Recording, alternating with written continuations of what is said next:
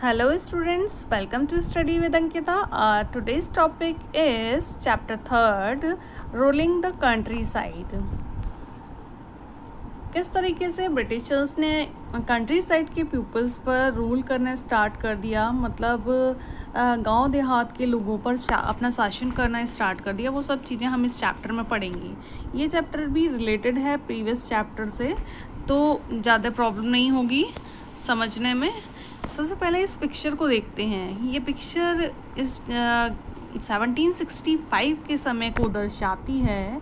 इस पिक्चर के अंतर्गत जो मुग़ल रूलर हैं वो रॉबर्ट क्लाइव को दीवानी राइट्स सौंप रहे हैं बंगाल, बिहार और उड़ीसा के। जो रॉबर्ट क्लाइव था वो अंग्रेज़ों का रिप्रेजेंटेटिव था, उसको दीवानी राइट्स सौंपे जा रहे हैं मुग़ल एम्परर के द्वारा। आगे देखते हैं। The company become the Diwan.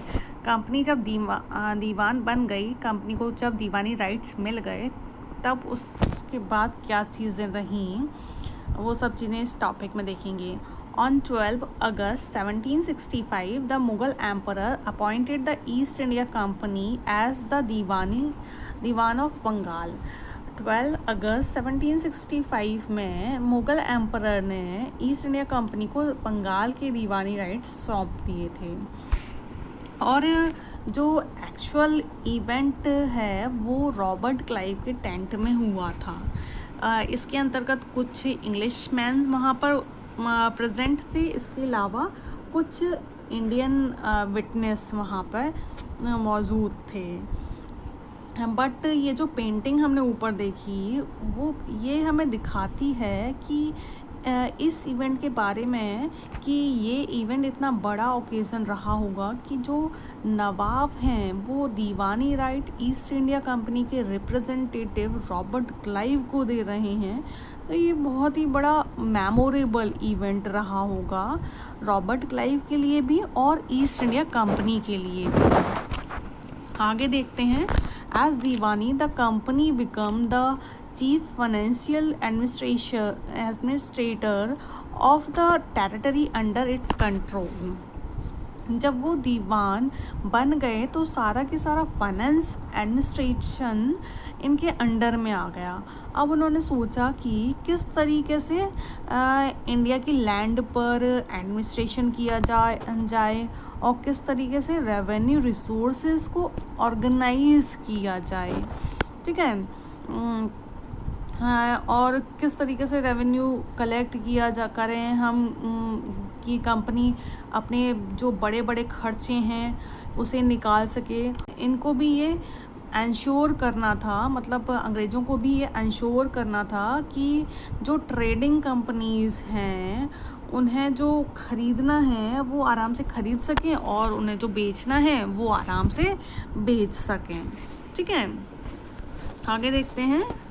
Over the year, company also learned that it had to move with some caution. इतने सालों में कंपनी को ये समझ में आ गया था, उन्होंने ये सीख लिया था, मतलब ईस्ट इंडिया कंपनी 1600 के टाइम पर इंडिया आई थी और उन्हें दीवानी राइट 1765 में मिले। तो इतने सालों में उन्हें ये समझ में आ गया था कि सावधानियाँ बरतनी पड़ेंगी अगर उन्हें आगे बढ़ना है तो, ठीक है। और वो एक एलियन पावर थे, मतलब वो विदेशी लोग थे, विदेश से आए थे, दूसरे देश से आए थे, तो उन्हें पैसिफाई करना पड़ेगा, मतलब उन्हें कंट्रोल करना पड़ेगा, उन्हें शांत करना पड़ेगा उन लोगों को जो पहले से देश पर राज्य कर रहे थे। अगर हम पहले राज्य करने वाले राजाओं को पैसिफाई कर लेंगे, शांत कर लेंगे, तब ही उनके जैसे प्रेस्टीज, इज़्ज़त पा पाएंगे या फिर अथॉरिटीज़ उनके जैसे अथॉरिटीज़ ले पाएंगे। तो अब उनको ये चीज़ समझ में आ गई थी कि वो लोग जिनके पास लोकल पावर है, ठीक है, जिनके पास लोकल पावर है उन्हें कंट्रोल करना होगा। उन्हें हम एलिमिनेट नहीं कर सकते हैं। अगर उन्हें एलिमिनेट कर दिया तो हमारा काम नहीं चलेगा, बल्कि उन्हें क्या है, उन लोकल पावर्स का हमें यूज़ करना पड़ेगा, तभी हम क्या है रेवेन्यू कलेक्ट कर पाएंगे। तो इन्होंने लोकल पावर वाले लोगों को अपने अंडर में ले लिया और उनसे कहा तुम रेवेन्यू कलेक्ट करके हमें दो। ठीक है, how was this to be done, मतलब ये किस तरीके से किया गया।